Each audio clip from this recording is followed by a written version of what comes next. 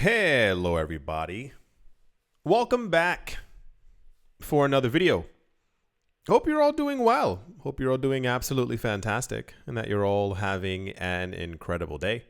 And without any further ado, let's jump right into it. We've had quite an intense last couple of weeks. If you've been missing out or simply haven't been here, I totally understand. But the happenings in the financial world right now are, completely all over the place. Regardless of what might currently be going on, in no uncertain terms, the optimism within the cryptocurrency space is still incredibly strong. I mentioned a couple of times in, very recent videos as well. I can always see the turn of the tide, if you will, when it comes to the optimism in the market, and it basically is the price.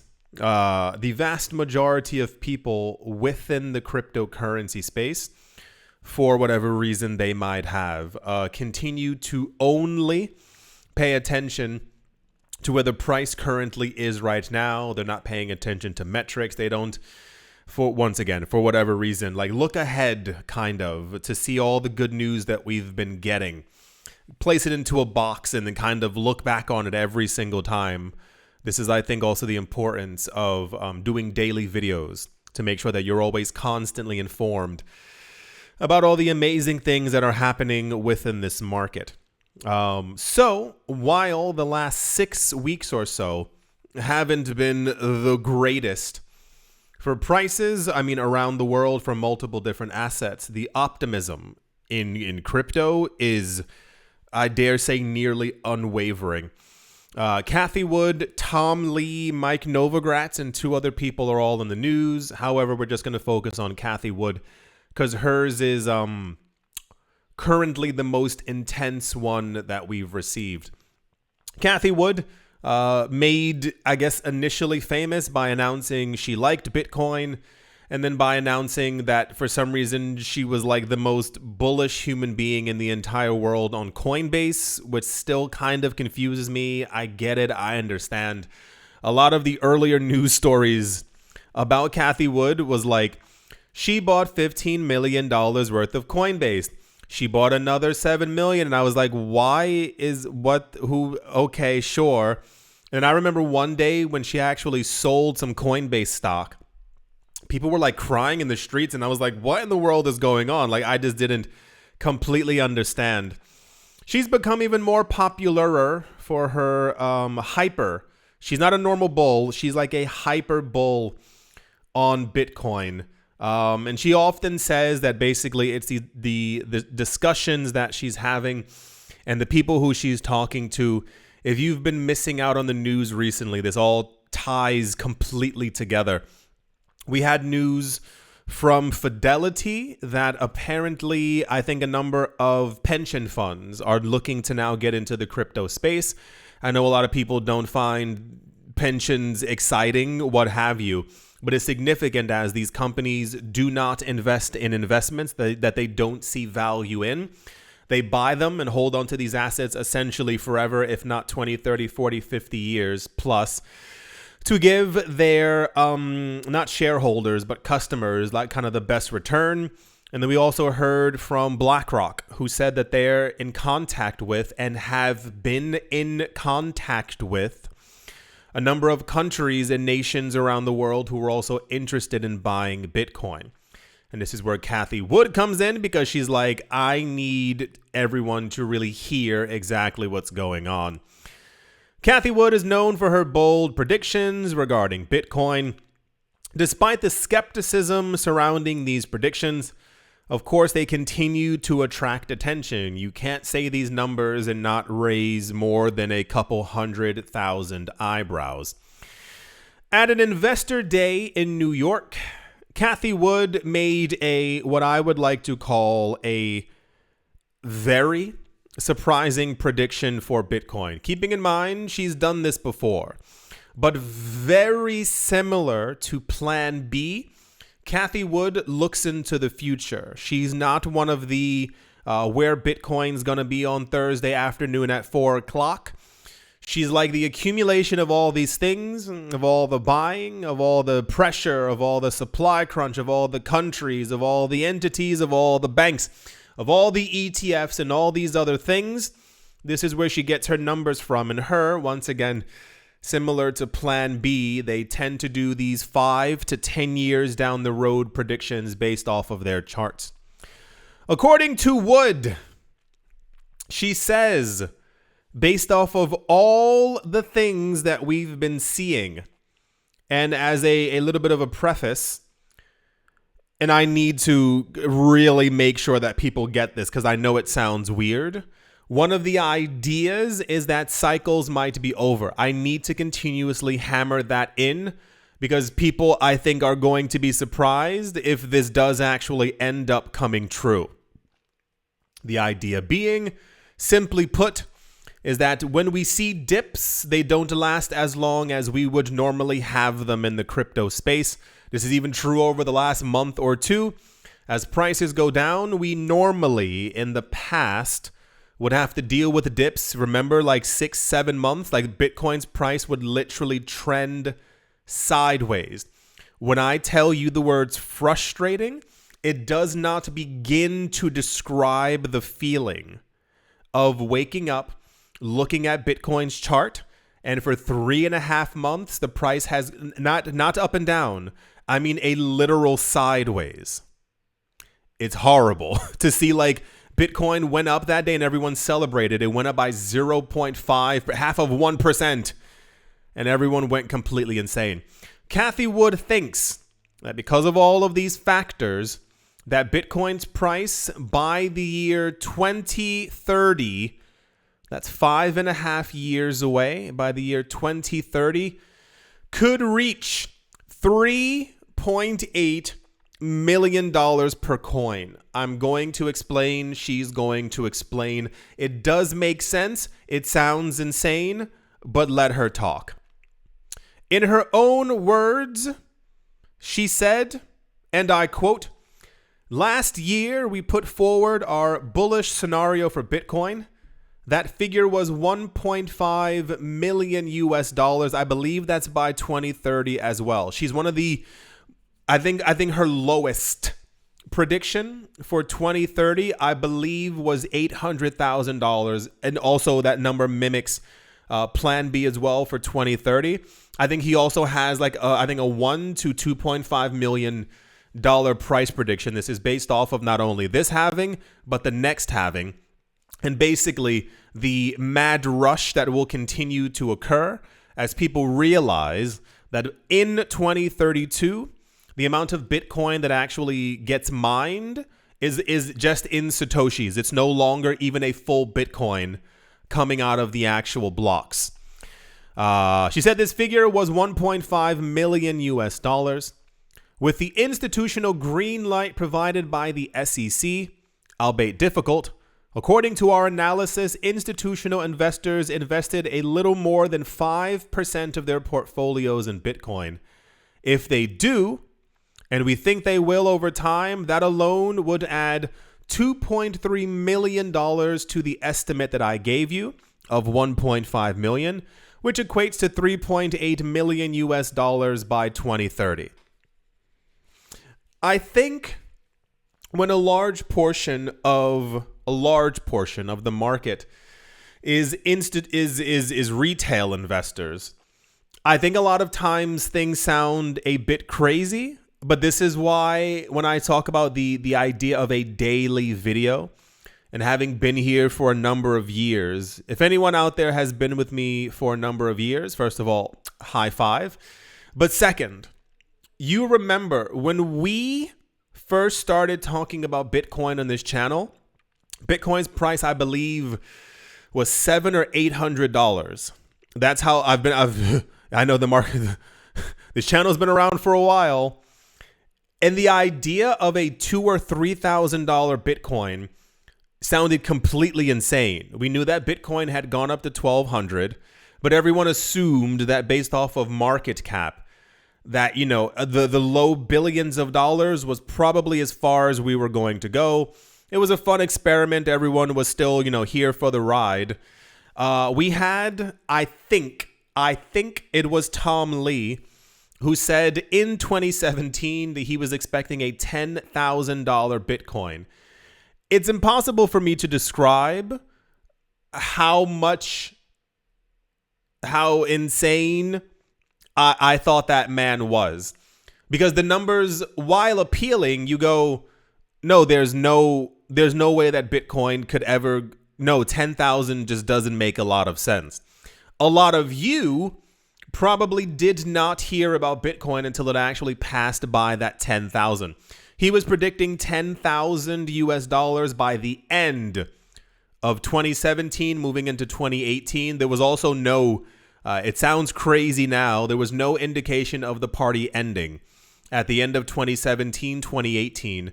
For those of you who were also not here, you can either find the video of it or you can Google it. One of the main reasons why Bitcoin actually fell in price at the end of 2017, early 2018, was because of Bitcoin futures.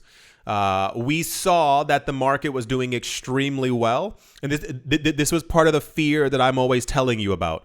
When we saw the huge backlash at the beginning of 2018 from dozens of countries who were talking about banning Bitcoin, it's because they found out that the amount of people who were getting into the market was actually quite staggering.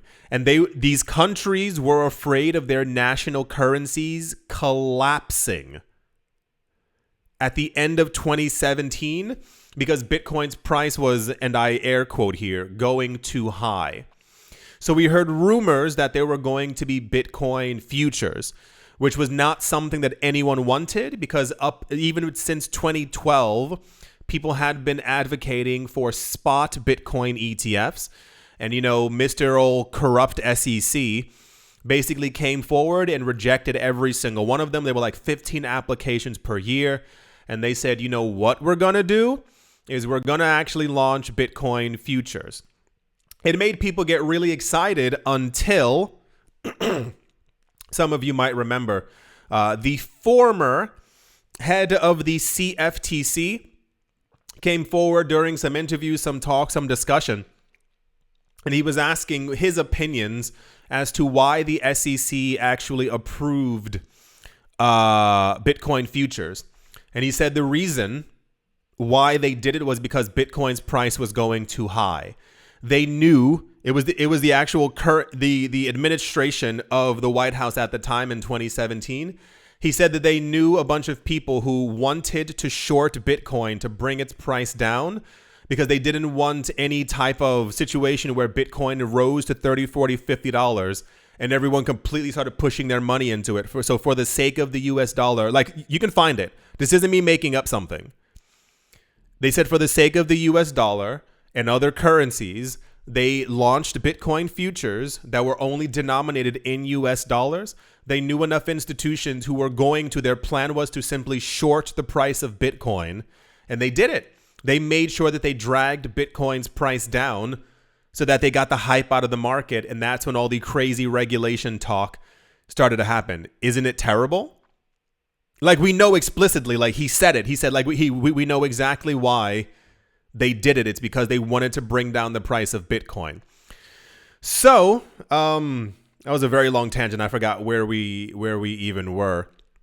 The point basically being that where we are now is actually quite spectacular. I've mentioned before, there was no 0% of an indication in my mind that we would have come this far already within the cryptocurrency market. And to get a lot of these predictions, I know a lot of times to hear them, it's similar to once again to 2017, where the numbers make sense, the calculations are there, but then you go, maybe she's like a little bit insane until we actually end up hitting those numbers. And this is where I think we currently are within the space. This is a personal feeling, me. I think the inclination to be skeptical is, I think, normal. But having been in this space for so long and seeing where none of this existed in 2016, 2017, 2018. All the attention that we have on the space, the ETFs around the world, the sovereign funds who are buying it, the pension funds, it's clear that Bitcoin is here to stay. Bitcoin is here forever. But when that doesn't directly translate immediately into prices for people, it's similar once again to 2020, 2021, 2022, 2023. If we get nonstop good news and Bitcoin's price is at 17,000, people aren't going to pay attention.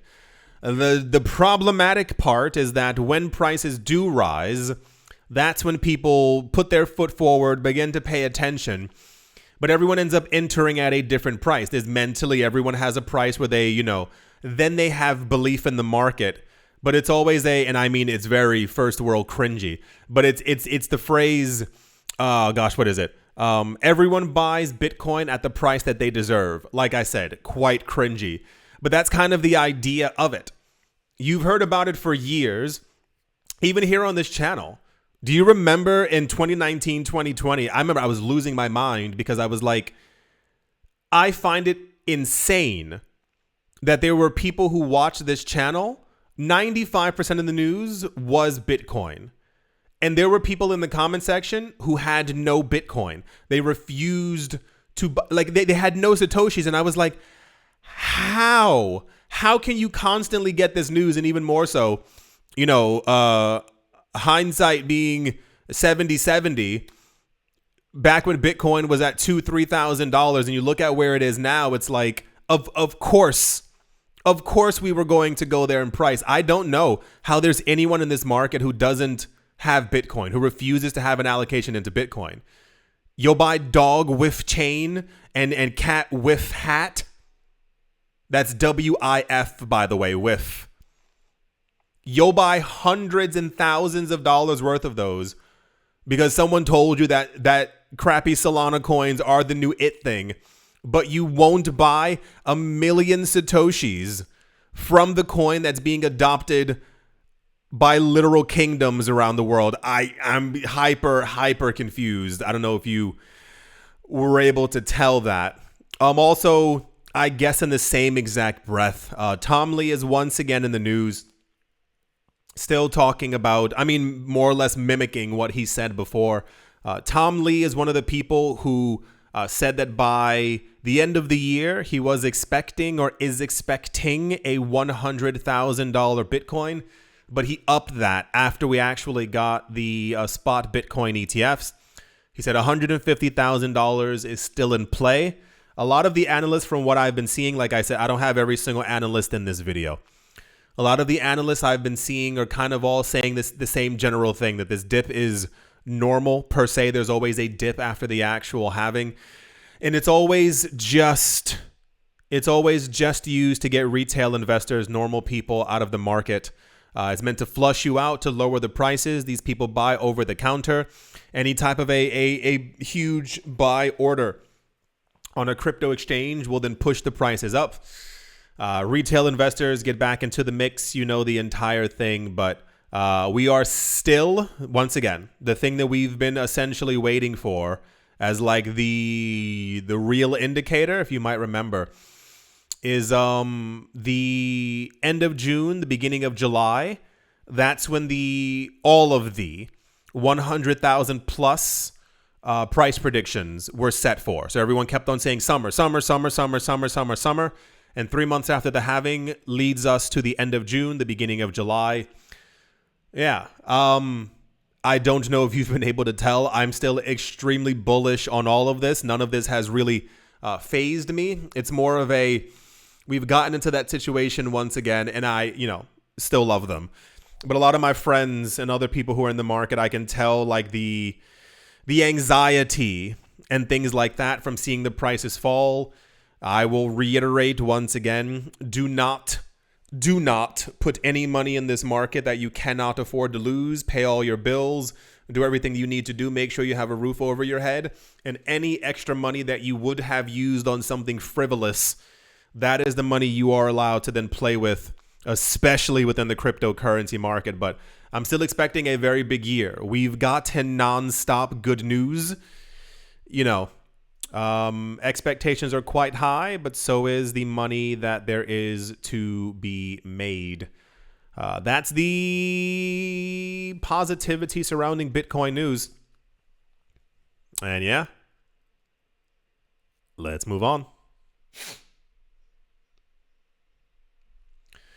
So there's been a bit of a saga going on, and this news has become quite popular.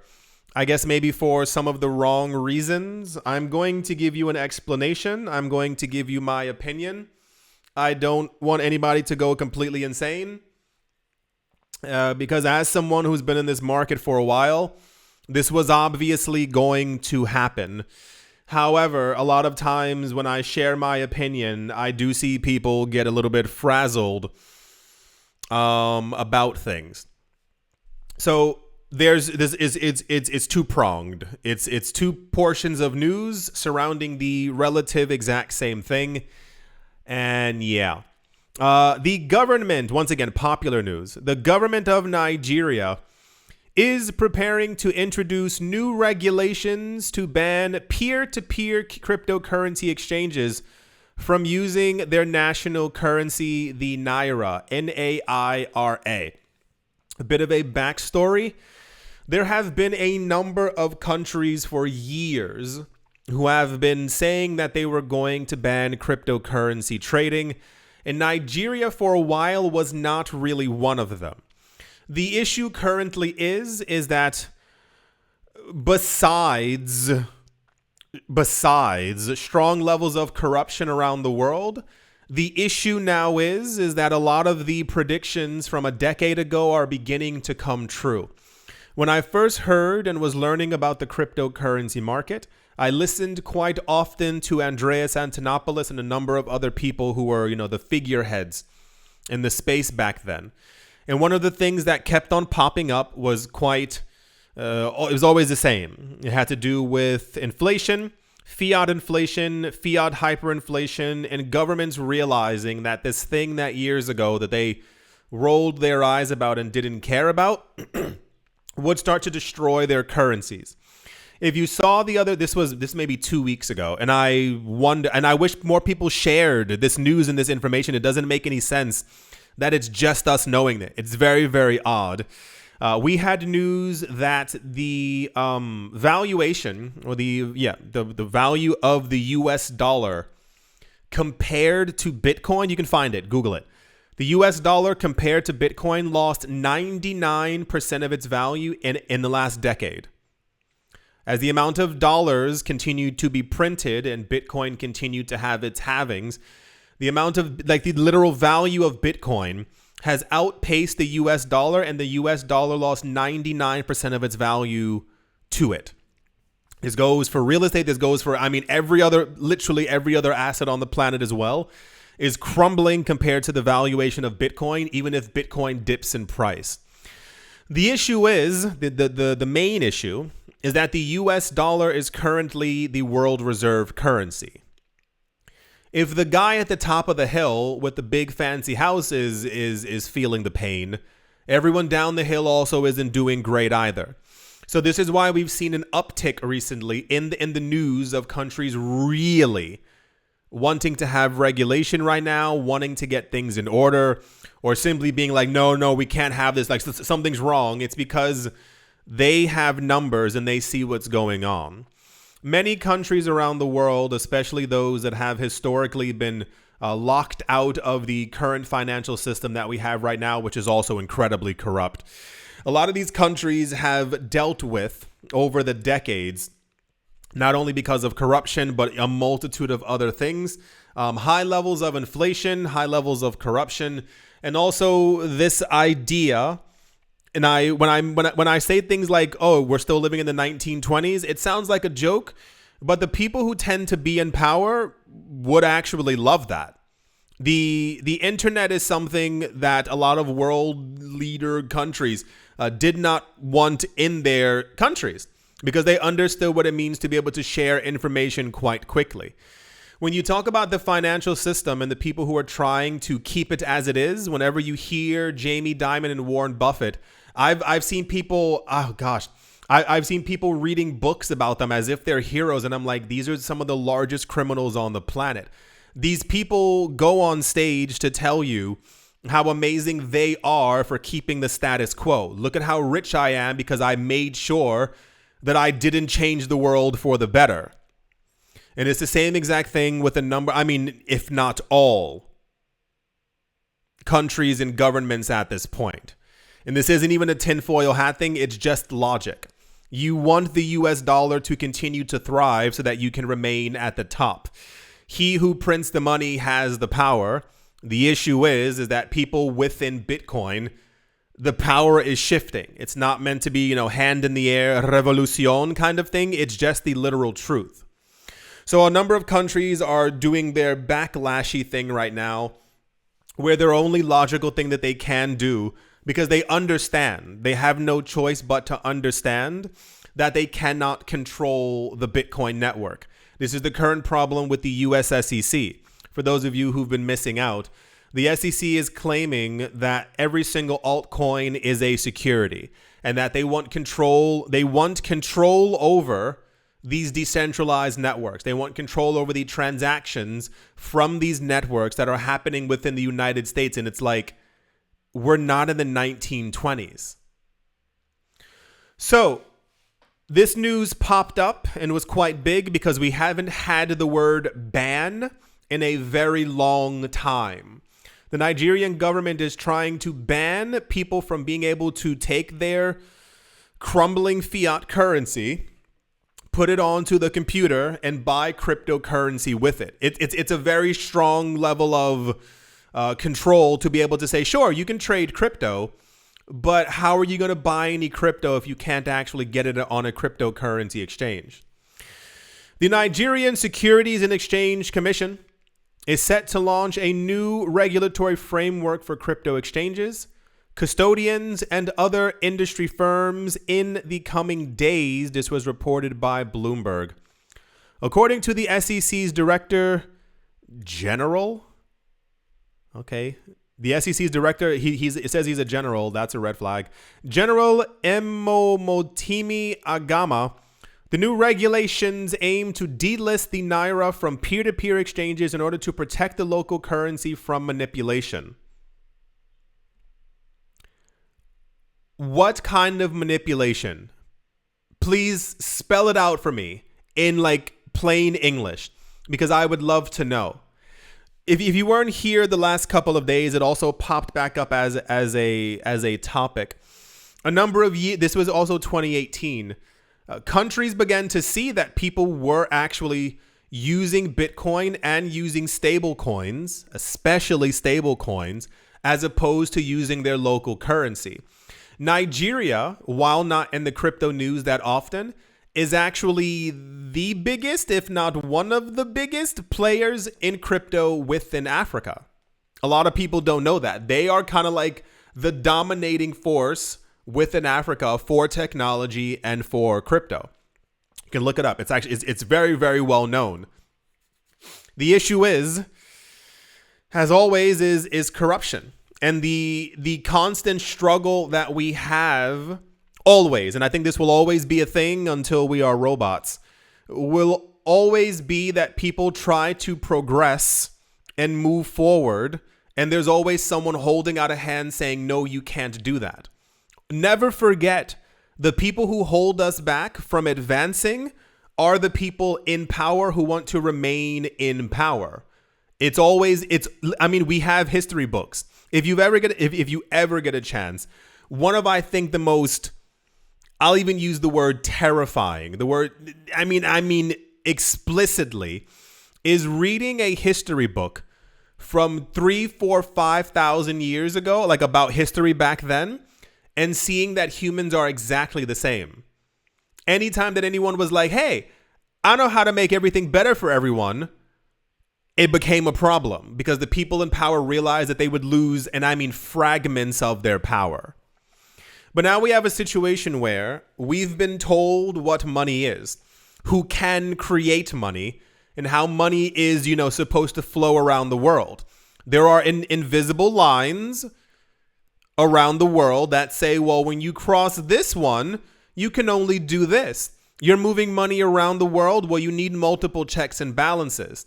When you take all that away and you simply give people the truth of what the world is, it's just the place where we all live that we should be able to go around freely. You can disagree if you want, but you can't stop logic there. It's the same exact thing with value.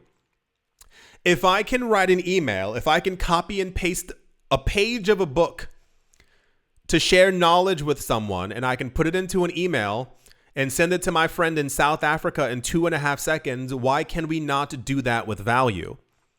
It's because the moment that any country begins to mess up, they see the capital beginning to flow from their borders. It's a very common thing. This is what we were talking about the other day with China. This isn't, once again, no tinfoil hat. It's just the way that the world works. The problem is that this is accelerating. And people see that they thought 20, 30, 40 years ago when they got in power, that they would always have the status quo that would remain. I create the money, I create the power, I'm corrupt and I siphon it from my people. But then you also have the other thing, when these people figure out, or someone or a group of people have made, do you understand how powerful Bitcoin is? Even just the concept of decentralization. These concepts have existed for a while, but no one knew how to properly implement them. We have a currency that's not paper. Bitcoin is not physical.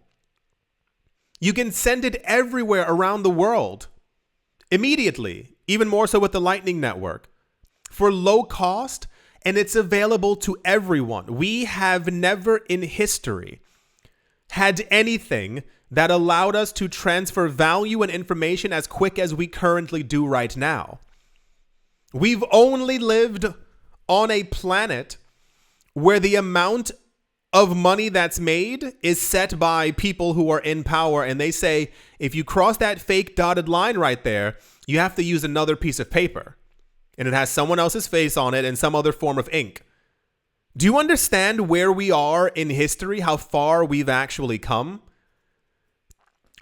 I get the skepticism outside of the cryptocurrency space for people who are not here. Everyone's dealing with something different in their life right now. I'm not expecting the masses to have really adopted Bitcoin and to really understand what freedom is supposed to look like. But for everyone else in the space, you get where we are. Like when I say that this is all happening a lot quicker, I was expecting everything that we have happening right now, I mean, a good 2035, maybe 2040, like really like in the future. We exist in a world now where everyone on the planet could literally just adopt Bitcoin as their currency. And we could swap value between ourselves with no borders. There would be no stopping us. Same exact thing with sharing information. We live in the future. This is why, and never mind, I won't even say it. But notice how in the news currently, efforts that people are making to, this also isn't new, to share information online and through apps is constantly being stopped. Because information is power. And if you can share information instantaneously, it's the people that have the power. So yes, this was very popular news. Mainly, and I assume one of the main reasons is because of the strength of the cryptocurrency space within Nigeria, but also because of the other news that's been popping up about Nigeria quite recently within the cryptocurrency space as well. So while it is a bit of a shame, humanity persists, and people will probably figure out ways to continue doing what they've been doing and actually being inside of the market. It's very, very sad because this is another one. I mean, the past is always there to find us. 2018, 2019, I remember saying for the first time, I was like, the main problem, one of the main problems with this level of corruption is that people in these countries, they can count. So at some point, these people are going to go, you banned us from using crypto. You banned us from using this. You banned us from putting money into this, exchange. We could have gotten fragments of Bitcoin when it was near 60 something $1,000. It's now $3.8 million. Me and all my friends would be wealthy, but instead we're still washing dishes. Why did you do that to us? And it's just so the people in power can remain in power. Never, ever forget that. It's such an important thing. Whenever you hear anyone trying to keep the status quo, keep things exactly as they are, don't change anything, that person has power that they don't want to relinquish. They don't want to share. It sounds nonsensical, but it's literally what it is.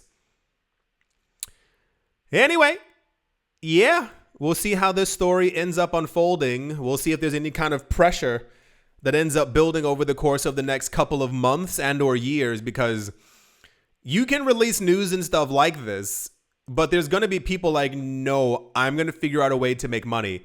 This reminds me rather of a news story that we had years ago. I think was it Argentina? I forgot the name of the country.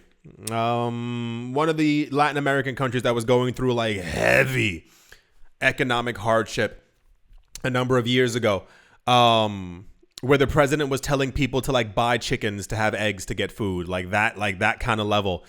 There were news stories of people in that country who were mining Bitcoin, and they had to do it hush hush because it was made illegal. Running code and solving mathematical equations, how dystopian can you be for making that illegal?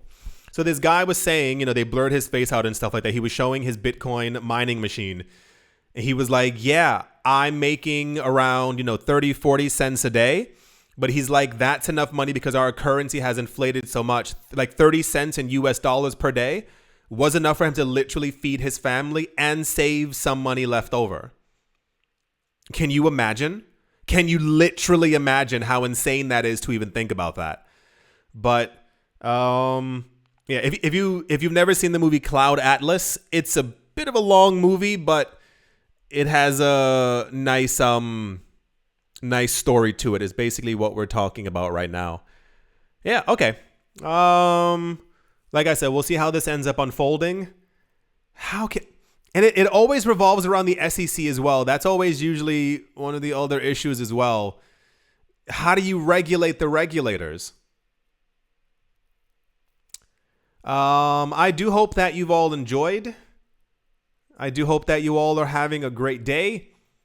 Morning, afternoon, evening, wherever you are, wherever you might be. I do hope it's absolutely fantastic. I don't think the world is ready for $4 million Bitcoin. I think that's going to not even turn a couple heads. I think that's going to make people just really annoyed with themselves. I think the future is very bright, but very bright for people who have crypto and who have assets. That's the real kicker. I keep meeting people and I ask them, I don't ask them explicitly, like, do you have assets? But like, it's a huge part of who I am. It's not like a small fraction of me anymore. Like, investing is me. It's what I do all the time. It's what I always think about in every single aspect. And when I get to know people or I start talking to people and I meet people who are, mid 40s, early 50s and stuff like that, or even younger, and we get to that conversation, to hear that they have no intention of investing, they have no assets, they have no crypto, they have no stocks. I would even take if they said like, I love bonds. I'm like, okay, at least it's something. They have nothing.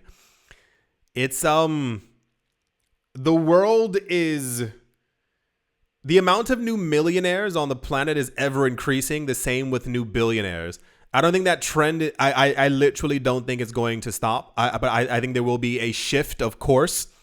If you have crypto and prices go up, of course, you become richer and you end up getting into that group of people. But there's so many other people who just don't care. And I don't want to be that person. Okay. Thank you all once again for watching, listening, liking, commenting, and supporting. And I will most certainly be talking to you all soon. See See you.